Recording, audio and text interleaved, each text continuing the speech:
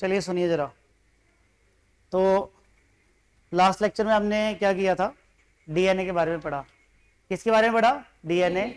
और उसका कंपैरिजन किसके साथ किया? आरएनए के साथ। किसके साथ किया? आरएनए के साथ। और हमने ये पाया कि डीएनए से आरएनए ज़्यादा बेटर मॉलिक्यूल है in terms of stability and in terms of storing the genetic information. लेकिन अगर जेनेटिक इंफॉर्मेशन को ट्रांसमिट करने की बात करी जाए तो उसके लिए ज़्यादा बेटर कौन है? आरएनए। कौन ज़्यादा बेटर था? आरएनए। ओवरऑल जो ज़्यादातर ऑर्गेनिजम्स होते हैं उनमें जेनेटिक मटेरियल क्या होता है? डीएनए। तो एक्सेप्ट जो हमारे पास वायरसेस है, एक्सेप्ट क्या बेटा? वायरसेस। ठीक बात। अब आज का जो हमारा टॉपिक है वो है डीएनए रेप्लिकेशन। क्या है? DNA replication. तो बेटा ध्यान से इसको आज समझना है आपने, क्योंकि डीएनए रेप्लिकेशन में से लॉन्ग आंसर आता है और रेप्लिकेशन पे भी आता है और इसके एक्सपेरिमेंट पे भी आता है। बात समझ में आ गई? तो सबसे पहले अगर डीएनए रेप्लिकेशन की बात करी जाए, और ध्यान से समझो, रेप्लिकेशन का मतलब क्या है? रेप्लिका, अपनी डुप्लीकेट कॉपी बनाना। अपनी क्या करना? डुप्लीकेट कॉपी बनाना। तो डीएनए रेप्लिकेशन एक ऐसा प्रोसेस होता है जिसमें डीएनए क्या करता है? अपनी एक डुप्लीकेट कॉपी बनाता है। अपनी क्या करता है? एक डुप्लीकेट कॉपी बनाता है। जब वो अपनी डीएनए जो है वो अपनी डुप्लीकेट कॉपी बनाता है, तो कॉन्सेप्ट समझना जरा पहले, इस पे बाद में आते हैं। तो ध्यान से देखिए, जब डीएनए अपनी डुप्लीकेट कॉपी बनाता है तो ये सपोज कर लीजिए हमारे पास ये क्या है? डीएनए। ये क्या है बेटा? डीएनए। तो ये जो डीएनए के दोनों स्ट्रैंड्स हैं, ये कौन से स्ट्रैंड्स हैं? पेरेंटल। कौन से स्ट्रैंड्स हैं? ये डीएनए के पेरेंटल स्ट्रैंड्स हैं। कौन से स्ट्रैंड्स हैं? पेरेंटल। जब डीएनए अपनी डुप्लीकेट कॉपी बनाएगा तो ये पेरेंटल स्ट्रैंड्स जो हैं ये एक दूसरे से क्या हो जाएंगे? सेपरेट। क्या हो जाएंगे? ये एक दूसरे से क्या हो जाएंगे? सेपरेट। और सेपरेट होने के बाद यहां पे एक न्यू स्ट्रैंड आएगा। क्या आएगा? यहां पे एक न्यू स्ट्रैंड आएगा। तो ये न्यू स्ट्रैंड है और ये कौन सा वाला है? पेरेंटल। ये वाला न्यू स्ट्रैंड है और ये कौन सा वाला है? पेरेंटल। यहां तक बात समझ में आ गई? अब डीएनए की रेप्लिकेशन की स्टोरी बड़ी इंटरेस्टिंग है। बहुत ही क्या इसकी इंटरेस्टिंग स्टोरी है। जब वॉटसन और क्रिक ने 1953 में अपना डबल हेलिकल मॉडल दिया, क्या दिया? वॉटसन और क्रिक ने 1953 में डीएनए का क्या दिया? डबल हेलिकल मॉडल दिया। तो उन्होंने एक बड़ी खूबसूरत बात बोली। तो बात क्या है? सुनना जरा ध्यान से। उन्होंने ये कहा कि डीएनए का जो डबल हेलिकल स्ट्रक्चर है, ध्यान से मेरी बात सुनना, क्या बोला?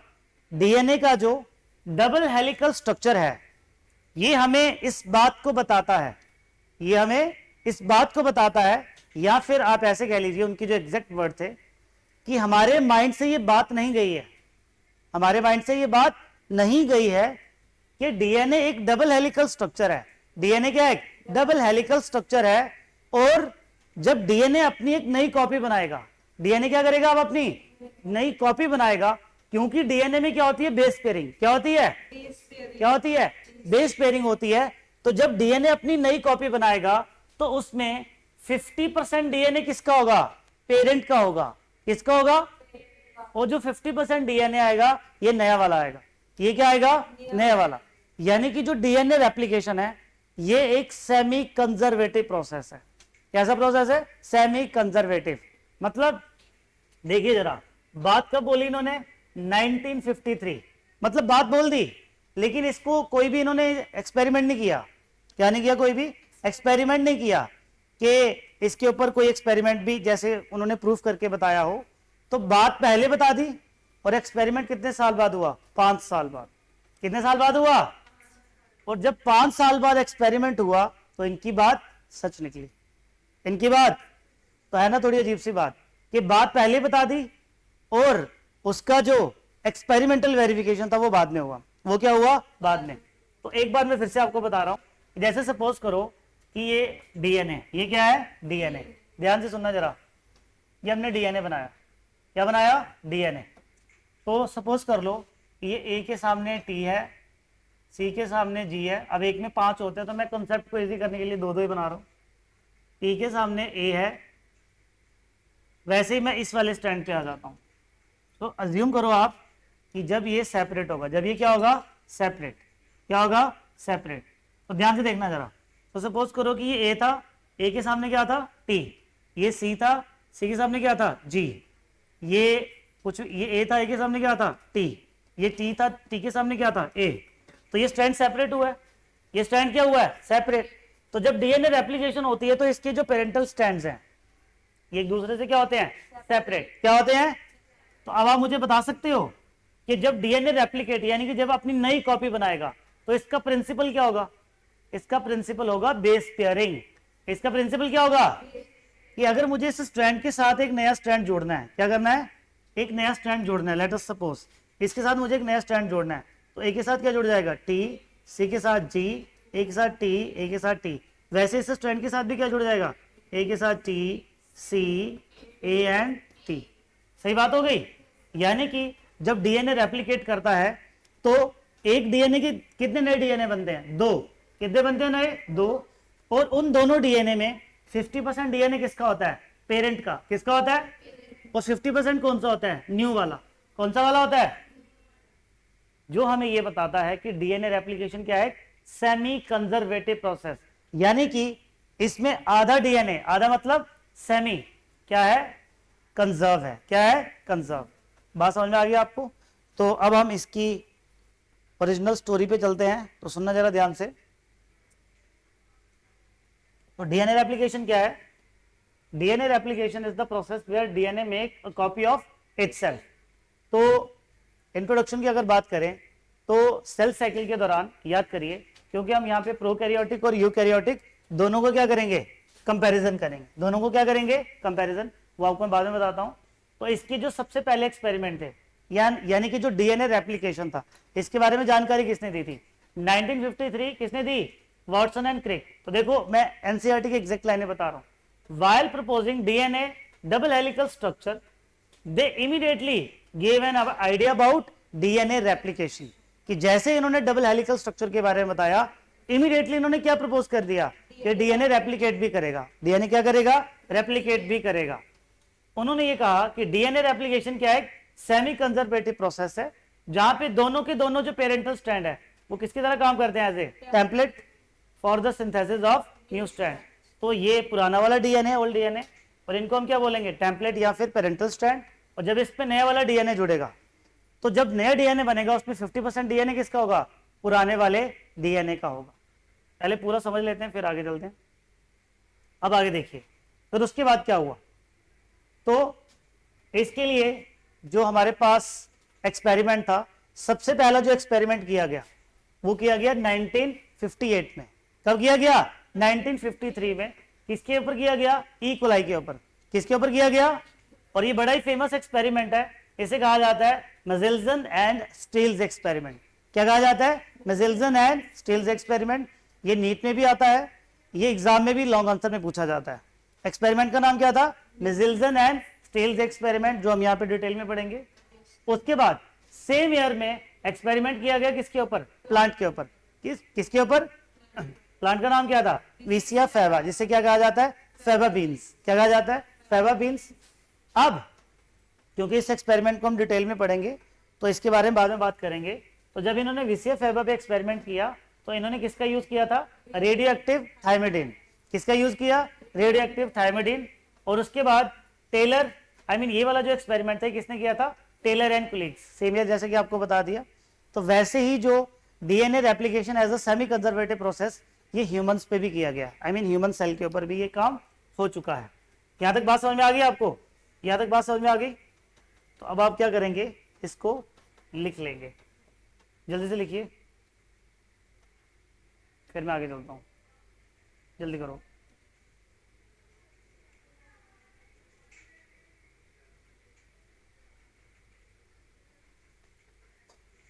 लिखो जल्दी से।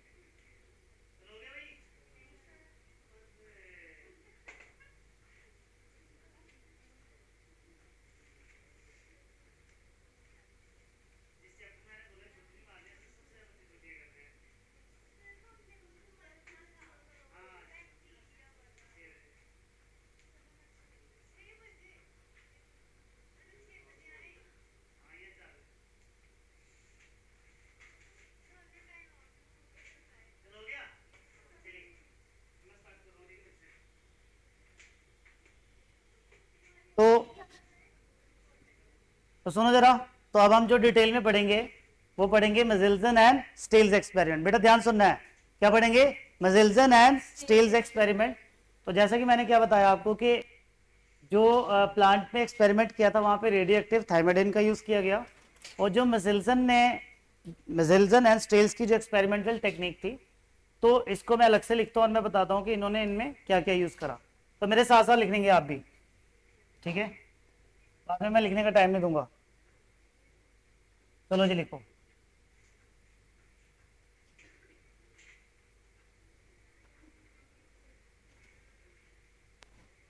मेजिल्सन एंड स्टाल्स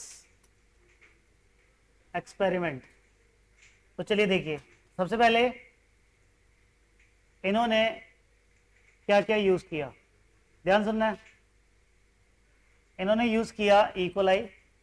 किसका यूज किया? इन्होंने यूज किया इकोलाई बैक्टीरिया है। ये क्या है? ये बैक्टीरिया है, ठीक है, इकोलाई हो गया। इकोलाई के बाद दूसरे नंबर पे इन्होंने यूज किया न्यूट्रिएंट मीडिया। क्या यूज किया? Nutrient media. इन्होंने जो न्यूट्रिएंट मीडिया यूज किया वो था अमोनियम क्लोराइड। क्या यूज किया? कौन सा मीडिया यूज किया? अमोनियम क्लोराइड, ठीक है भाई। उसके बाद नेक्स्ट, उसके बाद इन्होंने एक स्पेशल मेथड का यूज किया इसमें। किसका यूज किया इन्होंने? स्पेशल मेथड, जिसका नाम था, और सुनिए, डेंसिटी ग्रेडियंट सेंट्रीफ्यूगेशन। किसका यूज किया? Density gradient centrifugation. बता सकते हैं इसका क्या मतलब है? जब भी हम किसी चीज को सेंट्रीफ्यूज करेंगे, क्या करेंगे? तो हैवी चीज कहाँ जाएगी? नीचे, और लाइट चीज कहाँ रह जाएगी? ऊपर। सही बात है। उसके बाद डेंसिटी ग्रेडियंट सेंट्रीफ्यूगेशन के लिए इन्होंने एक स्पेशल केमिकल का यूज किया, जिसका नाम था सीजियम क्लोराइड। इसका नाम क्या था? Caesium chloride. क्या नाम था बेटा? Caesium chloride, CsCl, caesium chloride. किसका यूज किया? Caesium chloride. यहां तक ठीक है? यहां तक ठीक है? उसके बाद इन्होंने रेडियो एक्टिविटी का यूज किया। किसका यूज किया? अरे किसका यूज किया? रेडियो एक्टिविटी का यूज किया। और रेडियो एक्टिविटी के लिए इन्होंने यूज किए, दे यूज नाइट्रोजन आइसोटोप्स। अरे किसका यूज किया? तो हमारे पास नाइट्रोजन ये आइसोटोप है, one is N14 and one is N15। ये बात सही है? यही है दो, N14 एंड N15। तो N14 वाला कौन सा है? लाइट। कौन सा वाला है? लाइट। और ये कौन सा वाला है? हैवी। ये कौन सा वाला है? हैवी। ये बातें समझ में आई आपको? ये बातें समझ में आई कि इन्होंने अपने एक्सपेरिमेंट के लिए क्या क्या यूज किया, ठीक है। अब देखते हैं इनकी मेथोडोलॉजी या फिर प्रोसीजर। मेथोडोलॉजी या फिर प्रोसीजर, ठीक है, ध्यान से समझना। तो इनके प्रोसीजर का जो सबसे पहला स्टेप था, ध्यान से देखना। अब बात करते हैं इन्होंने क्या प्रोसीजर फॉलो किया। तो सबसे पहले इन्होंने क्या किया? दे कल्चर्ड बैक्टीरिया। इन्होंने क्या करी बेटा? बैक्टीरिया यानी कि इकोलाई की क्या करी? कल्चरिंग करी। अरे इकोलाई की क्या करी? कल्चरिंग। जब इन्होंने इकोलाई की कल्चरिंग करी, ध्यान से देखना बेटा, जब इन्होंने क्या करी? इकोलाई की कल्चरिंग करी। Listen very very carefully. जब इन्होंने इकोलाई की कल्चरिंग करी, अरे क्या करी? कल्चरिंग। सुनिए जरा, तो पहला वाला जो कल्चर था, जो पहला वाला कल्चर था, इन्होंने इसमें डाला अमोनियम क्लोराइड। वो तो जैसे मैंने आपको पहले बता दिया, NH4Cl। क्या डाला? और दूसरे वाले में भी क्या डाला? यही डाला। तो बताइए जरा, दोनों में अंतर क्या होगा? दोनों कल्चर्स में अंतर क्या होगा? एक में उन्होंने यूज किया N14 आइसोटोप रेडियो एक्टिव, और दूसरे में क्या यूज किया? N15 heavy radio active isotope. आई बात समझ में? तो यहां पे उन्होंने जो नाइट्रोजन यूज की वो कौन सी वाली की? N15 या N14 की बात है, N14 लाइट। इसको क्या दी बेटा? Radio active, radio activity the. Is that clear? क्या दी इसको? Radio activity. और यहाँ पे किसको दी? यहाँ पे दी N15। किसको दी? कोई प्रॉब्लम? और ये वाला क्या था? ये वाला था हैवी। ये वाला क्या था? हैवी। कोई प्रॉब्लम? अरे बताइए कोई प्रॉब्लम? तो ये मान के चलिए अब यहाँ पे दो पेन का यूज करना है आपने। कितने पेन का? 2 पेन का। तो ये मान लीजिए आप, ये है कौन सा वाला? ये आ गया N14 और ये आ गया N15। वो N14 आ गया और ये क्या आ गया? N15। और इसमें किसको इंट्रोड्यूस किया? अरे इसमें किसको इंट्रोड्यूस किया भाई? बैक्टीरिया को। किसको इंट्रोड्यूस किया बेटा? बैक्टीरिया को। तो ये बना दिया हमने बैक्टीरिया। ये आ गया बैक्टीरिया। ये क्या डाल दिया इसमें? बैक्टीरिया डाल दिया। बैक्टीरिया कौन सा है? बैक्टीरिया कौन सा है? इक्वलाई। ध्यान समझना। ये क्या डाल दिया? ये डाल दिया बैक्टीरिया। ये क्या डाल दिया? बैक्टीरिया। तो ये क्या डाल दिया इसके अंदर? इकोलाई। क्या डाल दिया? इकोलाई। कोई प्रॉब्लम यहां तक? अरे यहां तक क्लियर है? क्लियर है यहां तक? तो सबसे पहले स्टेप में उन्होंने क्या करी? बैक्टीरिया की कल्चरिंग करी। बैक्टीरिया की क्या करी? कल्चरिंग। और कल्चर मीडिया क्या लिया? अमोनियम क्लोराइड, जिसमें एक में उन्होंने क्या डाला? नाइट्रोजन का N14 लाइट रेडियोएक्टिव आइसोटोप, और दूसरे वाले में क्या डाला? N15। दोनों को क्या दी? नाइट्रोजन के ऊपर रेडियो एक्टिविटी दी। यहां तक सही है? अरे यहां तक सही है बोलो। चले आगे। चलिए अब आगे देखना, जरा आगे की कहानी देखना। तो अब आप मुझे बात बताओ,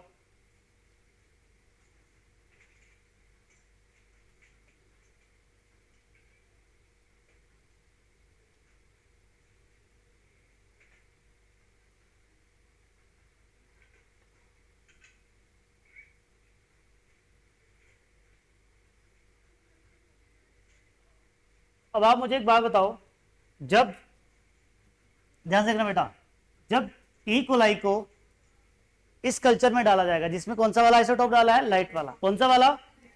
फिर जब उस बैक्टीरिया को आइसोलेट किया जाएगा, यानी कि बैक्टीरिया को चेक किया जाएगा, और चेक किसको किया जाएगा? उसके डीएनए को।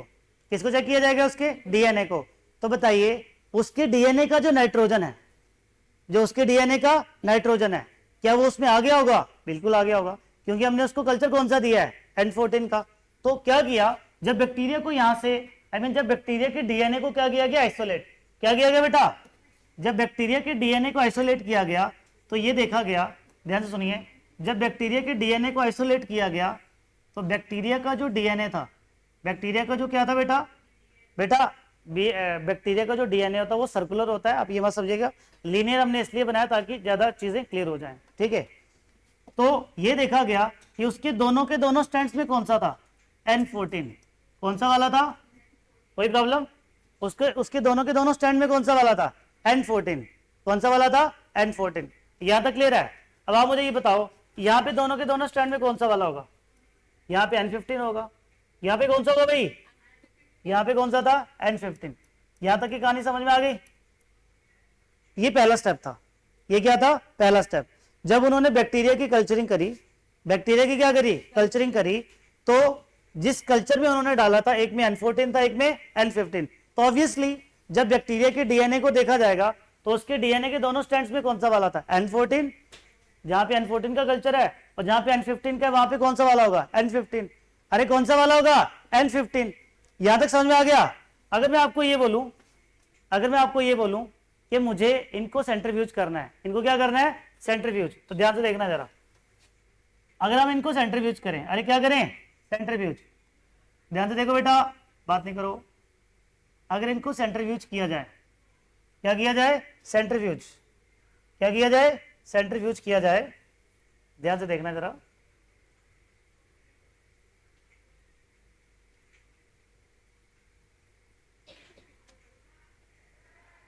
ध्यान से बेटा,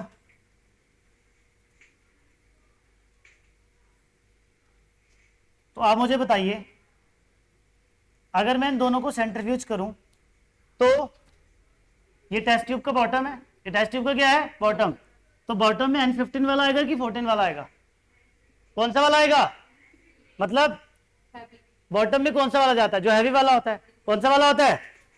तो N14 का यहां पे कहीं आएगा, क्योंकि ये क्या है? लाइट। क्योंकि ये क्या है? लाइट। ये N14 आ गया, ये क्या आ गया? N14। और N15 का कहाँ पे आएगा, N15 का यहाँ पे कहीं आएगा, इस जगह पे। ये बेसिक बता रहा हूं, अभी मेन एक्सपेरिमेंट में नहीं आया हूं मैं, ये बेसिक बता रहा हूं। ये चीज समझ में आ गई, अरे ये चीज समझ में आ गई। N15 का यहाँ पे आएगा और N14 का यहाँ पे आएगा। यहां तक क्लियर है, अरे यहां तक क्लियर है भाई, बोलो। ठीक है, यहां तक क्लियर है। ये देखो, तो अगर मैं आपको ये बोलूं कि अगर N15 और N14 दोनों साथ में हो तो कहां पे आएगा, बोला जरा। अगर सपोज करो एक सिचुएशन ऐसी आ जाए कि N15 और N14 दोनों एक साथ हो तो कहां पे आना चाहिए, सेंटर में। कहां पे आना चाहिए, क्योंकि ना ही वो बड़ा ज्यादा हैवी है ना ही बड़ा ज्यादा लाइट है, तो मतलब इन दोनों के कहां आ जाएगा, सेंटर में आ जाएगा।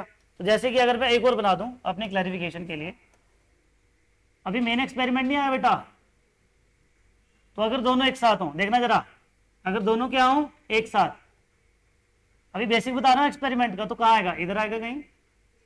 ये देखो सेंटर में आ गया, तो ये कौन सा वाला N15, ये कौन सा वाला N14, जब एक साथ होंगे। पहली चीज क्लियर हुई आपको, पहली चीज क्लियर हुई, बताओ कि नहीं, अरे पहली चीज क्लियर हुई। चलिए पहला कॉन्सेप्ट क्लियर हुआ।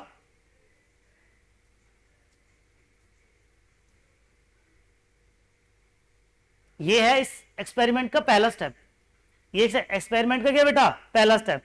अब आते हैं मेन एक्सपेरिमेंट पे। तो पहले स्टेप में क्या था, हमने क्या करा, ई कोलाई की कल्चरिंग कराई। ई कोलाई की क्या कराई, कल्चरिंग कराई। एक बार N14 में कराई, एक बार N15 में कराई। जब N14 में कराएंगे तो उसके दोनों स्टैंड्स पे N14 आ जाएगा, जब N15 में कराएंगे उसके दोनों स्टैंड्स पे N15। यहां तक क्लियर है, अरे बोलो यहां तक क्लियर है। चलिए अब आता हूं मैं मेन एक्सपेरिमेंट पे, ये हो गया, जल्दी करो। चलिए दोबारा फिर से आएगा, एक मिनट, पहले हम एक बार एक्सपेरिमेंट समझ लेते हैं, उसके बाद चलते हैं आगे।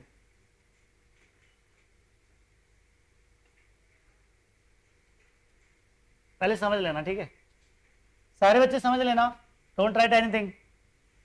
बेटा ये एनसीईआरटी में जो एक्सपेरिमेंट दिया है, बड़े सारे बच्चे इसको देख के कंफ्यूज हो जाते हैं। देखो समझना बेटा, बहुत बेहतरीन एक्सपेरिमेंट है। देखिए तो ये हमारे पास N15 है, ये क्या है N15। देखिए तो N15 के आई मीन जो N15 वाला है, इसके दोनों स्टैंड में कौन सा वाला है, N15, जो रेड कलर में बता रहे हैं। क्या बता रहे हैं, तो देखिए N15 की जो जब हमने क्या करी, डेंसिटी ग्रेडियंट सेंट्रीफ्यूगेशन करी, तो ग्रेविटेशनल फोर्स की वजह से वो सबसे नीचे आ जाएगा, आ जाएगा, अरे आ जाएगा कि नहीं आ जाएगा। फिर उसका जो दूसरा स्टेप था, कौन सा स्टेप था, दूसरा, दूसरे स्टेप में उसने क्या किया कि जो ये N15 वाला था, मेरी बात ध्यान से सुनना, जो ये N15 वाला था इसको किसमें डाला, N14 के कल्चर में। किसमें डाला, यानी कि ये जो N15 वाला डीएनए था, ये जो N15 वाला डीएनए था, इसको उसने किसमें डाला, N14 के कल्चर में डाला। किसमें डाला, कितने मिनट तक डाला, 20 मिनट। कितने मिनट तक डाला, जब उसने उसके इसके कल्चर में डाला तो उसने ये देखा कि ये वाले डीएनए से जब दो नए डीएनए बने, तो ध्यान से देखो, इस डीएनए के दोनों स्ट्रैंड सेपरेट हो गए, पहले जो रेड वाले हैं सेपरेट हो गए, और दो नए क्या है, न्यू स्ट्रैंड। ये न्यू वाले स्ट्रैंड किसके हैं बेटा, N14 के हैं। किसके हैं, N14। तो पहले आप एक काम करो, बेसिक टेक्निक देखो, फिर आपको ये एक्सपेरिमेंट इजीली समझ में आ जाएगा।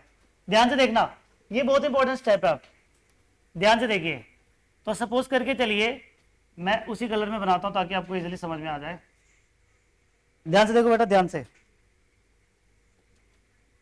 मैं रेड और ग्रीन कलर का यूज करूंगा, ध्यान से देखना। कौन सा वाला है, N15, कौन सा वाला है, N15। क्लियर बात है।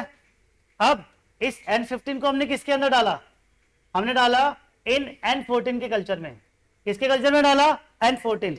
जब N14 के कल्चर में ये N15 वाला बैक्टीरिया जाएगा, तो ये वाला बैक्टीरिया फिर क्या अपने अंदर डीएनए के अंदर लेना शुरू कर देगा, N14।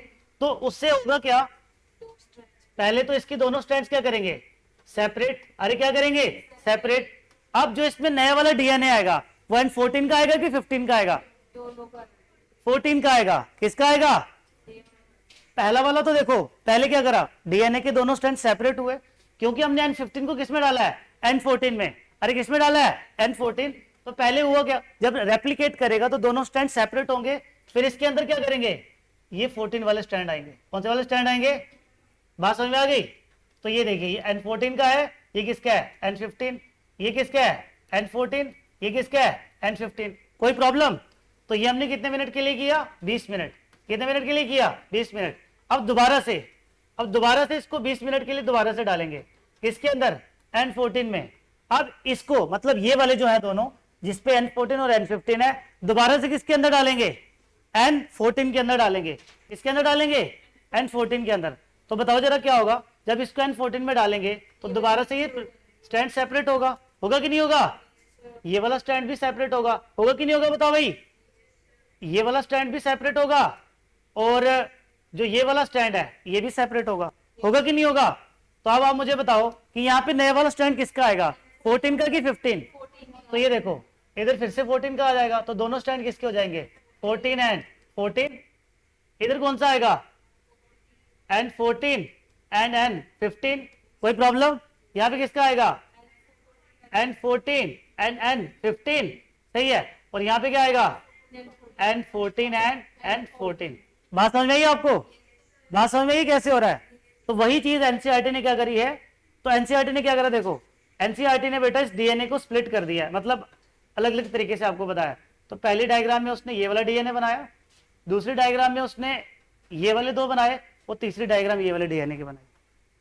अब मैं इसको कंपेयर करता हूँ। मैं क्या करता हूँ इसको कंपेयर। अब आपको इजीली समझ में आएगी। तो ये देखो ये N15 है, ये क्या है N15। फिर यहाँ पे क्या गया N14 एंड N15 हाइब्रिड बन गया। अरे क्या बन गया हाइब्रिड। और फिर तीसरे वाले में क्या हुआ ये दोनों N14 और ये क्या है N14 N15 N14 N15। बात समझ में आई। लेकिन इससे ज्यादा इंपॉर्टेंट ये है तो जब N15 वाला ये सबसे ज्यादा हैवी है तो सबसे बॉटम में आ गया। सबसे कहाँ आ गया बॉटम। अब जो N14 और N15 वाला है ये ना ही हैवी है और ना ही लाइट है तो ये बीच में आ गया। ये कहाँ आ गया बीच में। लेकिन जो तीसरा वाला किया इसमें N14 N15 तो अपनी जगह पे रहा लेकिन जो N14 और N14 वाला है ये सबसे ऊपर आ गया। ये कहाँ गया सबसे ऊपर क्योंकि ये सबसे क्या है लाइट। ये सबसे ज्यादा क्या है लाइट। मेरी बात समझ में आ रही है। अब इस एक्सपेरिमेंट से हमें क्या पता चलता है लिसन। इस एक्सपेरिमेंट से हमें ये बात पता चलती है कि जब डीएनए रेप्लिकेट कर रहा है, जब डीएनए क्या कर रहा है रेप्लिकेट कर रहा है तो 50% जो डीएनए है वो किसका है पेरेंट का है और 50% जो डीएनए है वो कौन सा वाला है न्यू डीएनए। वो कौन सा वाला है न्यू डीएनए का। बात समझ में आ रही है। तो यहाँ पे देखिए अब यहाँ पे एक बड़ी इंपॉर्टेंट ऑब्जर्वेशन है। यहाँ पे N15 कितना था 100%। कितना था 100%। यहाँ कितना रह गया 50%। यहाँ कितना रह गया 25। कितना रह गया फिर लेकिन कितने मिनट बाद मतलब 20 मिनट के बाद आधा हो गया, 40 मिनट के बाद उससे आधा हो गया, 60 मिनट बाद कितना हो जाएगा 12.5। एनसीईआरटी आपसे पूछती है कि 80 मिनट के बाद कितना होगा दैट इज 6.25। कितना हो जाएगा 6 ये एनसीईआरटी ने आपसे क्वेश्चन किया है कि अगर डीएनए रेप्लिकेशन यही बैक्टीरिया के अंदर अगर हम 80 मिनट्स तक इस एक्सपेरिमेंट को रन करेंगे तो बताइए जो N15 है उसकी परसेंटेज कितनी रह जाएगी। वो कितनी रह जाएगी 6.25 रह जाएगी। कितनी रह जाएगी 6.25। बात समझ में आई आपको। और यहाँ पे बच्चे कंफ्यूज कहाँ पे होते हैं सबसे ज्यादा। पहले वाला तो समझ में आ जाता है कि सर ये दोनों रेड है तो आधा रेड आ गया आधा ग्रीन। ये समझ में आ गया कि वो सेमी कंजर्वेटिव है। लेकिन जब वो इस एक्सपेरिमेंट पे आते हैं तो वो थोड़ा सा क्या हो जाते हैं कंफ्यूज बिल्कुल नहीं होना है क्योंकि बेटा कल्चर किसका लिया जा रहा है कल्चर लिया जा रहा है 14 का। किसका लिया जा रहा है तो जब 14 का कल्चर लिया जाएगा ये दोनों स्टैंड सेपरेट होंगे। दोनों स्टैंड क्या होंगे सेपरेट। तो N14 का ही तो नया स्टैंड आएगा। N14 का ही तो क्या आएगा नया स्टैंड आएगा। बात समझ में आ गई। तो यानी कि ये एक्सपेरिमेंट हमें इस बात को बताता है कि जो डीएनए रेप्लिकेशन है वो क्या है सेमी कंजर्वेटिव प्रोसेस है। कैसा प्रोसेस है सेमी कंजर्वेटिव प्रोसेस है। और जब डीएनए रेप्लिकेट करता है तो उसमें जो 50% डीएनए होता है वो किसका होता है वो किसका होता है वो पेरेंट का होता है और 50% किसका होता है न्यू डीएनए का होता है। तो याद करिए यहां पे इन्होंने किसका यूज किया रेडियो एक्टिव नाइट्रोजन के आइसोटोप्स का और टेलर और उसके कोलिग्स ने किसका यूज किया था रेडियो एक्टिव थायमिडिन का यूज किया था। बात समझ में आ गई आपको। ठीक है अब आप जल्दी से एक्सपेरिमेंट लिखिए। कल हम पढ़ेंगे क्या डीएनए रेप्लिकेशन का ओरिजिनल प्रोसेस पढ़ेंगे। ठीक है।